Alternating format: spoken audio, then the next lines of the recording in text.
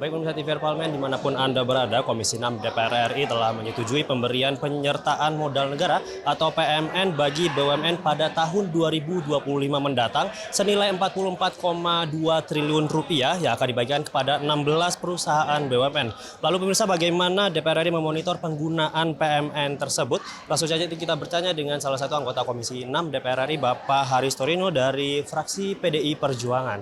Baik Pak, terkait dengan penambahan PMN ini, bagaimana pengawasannya terkait nantinya penggunaan PMN ini, Pak?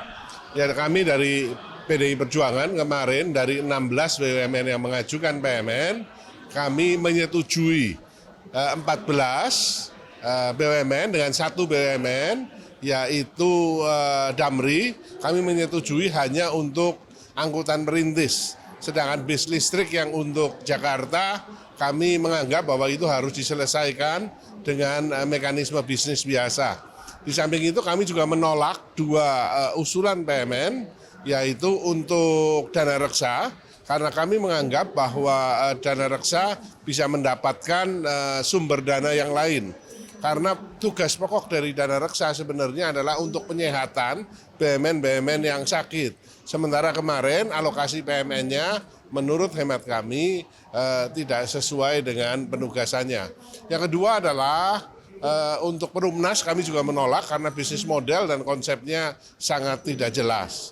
Di samping itu kami juga memberikan catatan yang sangat kritis untuk Asabri yang mengajukan 3,61 triliun. Karena kita tahu bahwa Asabri sekarang RBC-nya, kalau di asuransi kita harus bicara RBC-nya minus hampir 500. Sehingga kalau memang RBC di bawah 120, artinya perusahaan asuransi sudah tidak layak untuk menjadi perusahaan penjamin. Nah, kalau ini yang terjadi, maka banyak sekali pensiunan yang duitnya hilang. Pensiunan para TNI, pensiunan polisi, pensiunan ASN, ini kan akan sangat menyakitkan.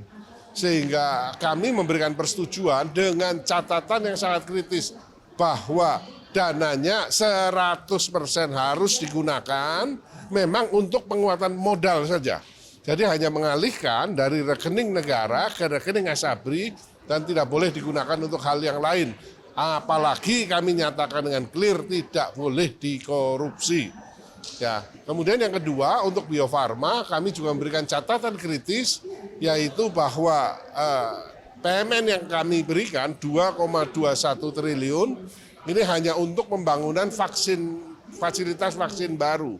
Karena memang fasilitas vaksinnya sudah uzur, sudah lebih dari 20 tahun, sehingga kami takut bahwa ini akan terjadi delisting dari WHO. Padahal Bio Farma adalah produsen vaksin salah satu yang terbesar di dunia untuk polio.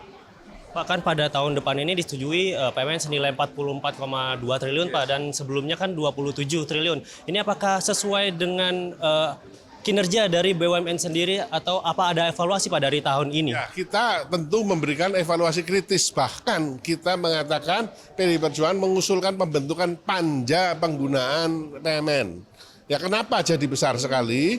Salah satu penerima yang paling besar adalah Hutama Karya. Karena Hutama Karya memang untuk menyelesaikan tol lintas Sumatera yang sepanjang 2.700 km. Ya, ini mengakibatkan PMN-nya jadi lebih besar, tetapi kita juga akan memastikan kepada Pak Menteri BUMN bahwa dividen yang diberikan tahun ini juga akan lebih besar, 85 triliun targetnya.